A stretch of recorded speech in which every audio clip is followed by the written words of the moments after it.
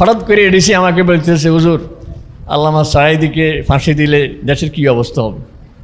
এটা মানে ফাঁসি দেওয়ার তাদের পরিকল্পনা ছিল। তা আমি তো এই জন্য যাইনি, আমি গেছি আমরা মাথার কাছে। আমি বললাম, স্যার ওনাকে ফাঁসি দিলে কী অবস্থা হবে এটা এই দেশের কেউ বলতে পারবে না, নিয়ন্ত্রণ কেউ করতে পারবে না। কারণ ওনার ভক্ত শুধু জামাত ইসলামী নয়, এই দেশের সাধারণ মুসলমান ওনার ভক্ত, কেউ সামলাতে পারবেন না।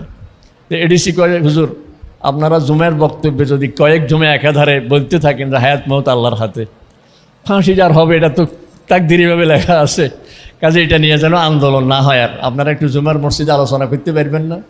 আমি বললাম, স্যার যদি কোনো জুমার মসজিদে আলোচনা আমি করি তাইলে ওই জুমার মসজিদ থেকে জান নিয়ে বেরোতে পারবো না, আমাকে মানুষ মসজিদে শেষ করে দিই।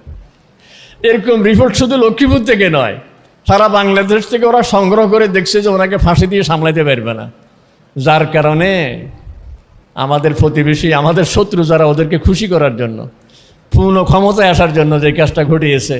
আর আল্লামা সাঈদী রাহমাহুল্লাহ আল্লাহর কাছে দোয়া করছিলেন শাহাদাতের মৃত্যু, আল্লাহ তাআলা ওনার সে দোয়াই কবুল করেছে, আর জালেমেরা নিজেদের পতন ডেকে এনেছে।